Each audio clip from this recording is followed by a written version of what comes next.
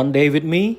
with Amazon Flex ខំឲ្យខំម៉ែអញគ្មានឃើញមានអីផងញ៉ៃមិនដឹងថាអញមានគ្រាន់អញវាមិនទាន់មាន តាលូ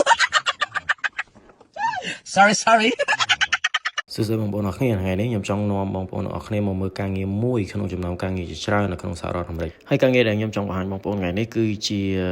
Amazon Delivery ដោយបងប្អូនគ្រាន់តែចេះបើកឡានហើយនឹងយើងទៅយកអវ៉ាន់ពី Amazon Warehouse មកហើយយើង Delivery កញ្ចប់ទាំងអស់ហ្នឹង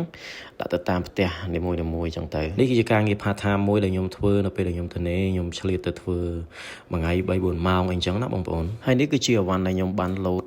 ពី cart គេមកហើយខ្ញុំដាក់ចូលទៅក្នុងឡានហើយកំពុងតែរៀបចំយើងយកទៅដាក់តាមផ្ទះគេបន្ទាប់ពីយើងបានជូនអវ៉ាន់ដាក់ចូលឡានហើយឥឡូវយើងចាប់ផ្ដើមចេញដំណើរទៅតំបន់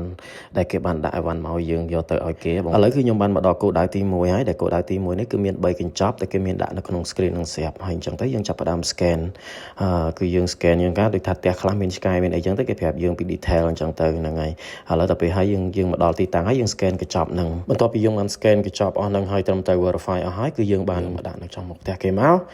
ហើយគឺយើងរៀបចំឲ្យវាស្អាតបាតទីមកហើយយើងថតរូបដើម្បី verify ឲ្យគេអញ្ចឹងណាបងប្អូនពីព្រោះរូបថតទាំងអស់នេះបងប្អូនដែលធ្លាប់ទិញអវ៉ាន់តាម Amazon ធ្លាប់ឃើញហើយអញ្ចឹងដល់ពេលដែលយើងចូលមើលនៅក្នុង detail របស់យើង order ហ្នឹងគឺយើងមានរូបថតហ្នឹងហើយរូបថតទាំងអស់ហ្នឹងគឺជារូបថតដែលពួកខ្ញុំដូចជាបងដែលគាត់ delivery ហ្នឹងគឺគាត់ដាក់នៅក្នុង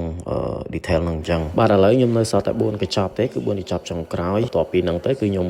ធ្វើការងារហ្នឹងហើយអញ្ចឹងបងប្អូនអរគ្នាខ្ញុំសូមណែនាំបងប្អូនអរគ្នាបើសិនជាបងប្អូនអរគ្នាចង់ធ្វើការងារ Amazon Flex នេះគឺស្រួលមែនតើបងប្អូនយើងធ្វើពេលណាក៏បានដែរមានន័យថាក្នុងមួយថ្ងៃហ្នឹងគឺយើងមាន